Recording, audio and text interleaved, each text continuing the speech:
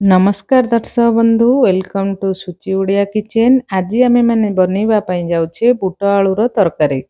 बुट आलू तरकारी मु प्रथमे 150 ग्राम बुट डाली को नहीं भल भाव 2 ରୁ 3 घंटा भिजे देइछि एवं भिजे दे सारला परे गोटे बड़ साइज रो आलू 100 ग्राम रो कखारु को नहीं भल भाव चोपा छड़े ताको काटिकी रखी देइछि एवं मसला रे मु नेइछि गोटे बड़ साइज रो पियाज ताको छोट छोट करी काटे रखी देइछि 4 ରୁ 5 कुला रसुण गोटे इंच रो अदा को नहीं भल भाव छेची रखी देइछि गोटे बड़ टमाटो को मध्य चुन चुन करी काटी देइछि। मसला रे मु नेइछि 2 ରୁ 3 टी तेजपत्र कसूरी मेथी गरम मसला धनिया पाउडर गोटे बड़ अलैच 2टी लवंग 2टी छोट अलैच 2टी दालचीनी एवं गुंड मसला रे नेइछि हलदी गुंड लंका गुंड एवं स्वाद अनुसार लुण यही सब को नहीं आम बुट आलू तरकारी बनैबा। प्रथमे प्रेशर कुकर रे मु बुट डाली को भल भाव धोई पकईदेली एवं आवश्यक अनुसार पानी देली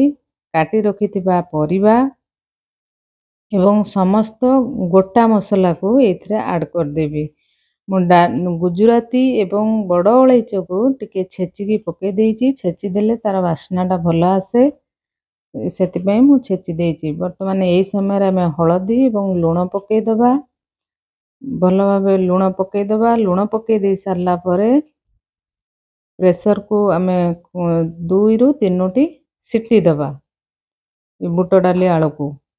वर्तमान आमे गैस चूल्हा रे बसई नबा प्रथमे गोटे सीटी हाई रे दबा तापर 2टी सीटी को आमे स्लो रे दबा। वर्तमान आमर गोटे सीटी हो गला हाई रे तापर आमे स्लो फ्लेम रे आए 2टी सीटी दबा सीटी दे सारला पर ताको रखी दबा गोटे साइड को। वर्तमान आमे पैन रे पैन गरम हो गला पर सेतरो 2 ରୁ 3 चामच तेल दबा तेल भल भाव गरम हो गला पर आमे सेतरे हाफ चामच चीनी दबा। वर्तमान ए समय आमे चीनी दे दबा चीनी टिके गरम हो सारला पर आमे सेतरे काटी रखिथिबा पियाज को पकई भल भाव भाजी नबा। वर्तमान आमर चीनी लाल हो आसलानी यही समय आमे काटी रखिथिबा पियाज को ऐड कर दबा एवं पियाज को के भल भाव भाजी नबा। देखंतु आमर पियाज को एमती भल भाव भाजी दबा। वर्तमान पियाज टिके लाल हो आसलानी वर्तमान आमर पियाज टी हो गलानी आमे एई समय छेची रखिथिबा अदा रसुण को पकई दबा। बुट डाली रे सब बेले अदा रसुण रा छेचा मसलाटा भल लगे बाटी को देले जदि आमे बाटी की दे दबा तार स्मेलटा अलग आसीबो तेणु सब बेले बुट तरकारी रे आमे छेचा मसला ही देबा। वर्तमान जो मसला अदा रसुण को आमे भल भाव पियाज संगे मिसई की भल भाव 5 मिनिट स्लो फ्लेम रे टिके भाजी नबा। एई भली भाव टिके टिके भाजी नबा जेतेबेले देखबा मसला रो गंध टिके पळेबो भल भाव मसला कसी जीवो टिके तेल रे सेई समय रे आमे कोन करबा ना काटी रखिथिबा टमाटो को ऐड करनबा। देखंतु हमर वर्तमान अदा रसुण भल भाव हो गलानी एई समय रे आमे टमाटो को ऐड कर दबा।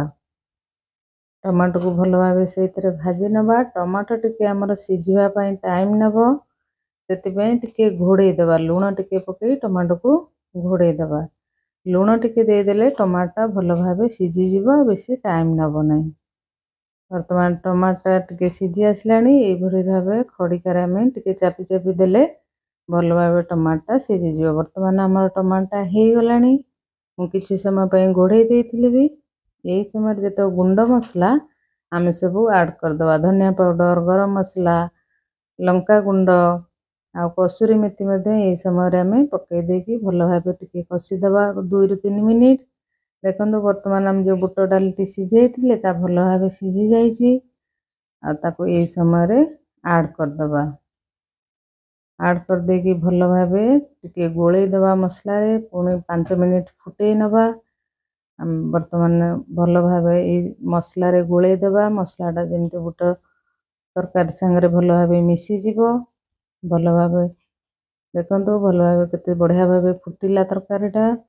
वर्तमान आमर तरकारीटा हो आसलानी एई समय रे आमे गैस रा फ्लेम को बंद कर दबा एवं गोटे प्लेट रे काढ़ी नबा तरकारी को। ଦେଖନ୍ତୁ ତରକାରୀ କେତେ ସୁନ୍ଦର ଭାବେ ହେଇଯାଇଛି।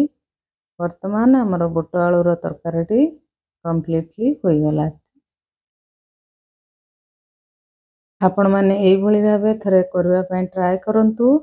କେମିତି ଲାଗିଲା ମୋତେ ଜଣାନ୍ତୁ।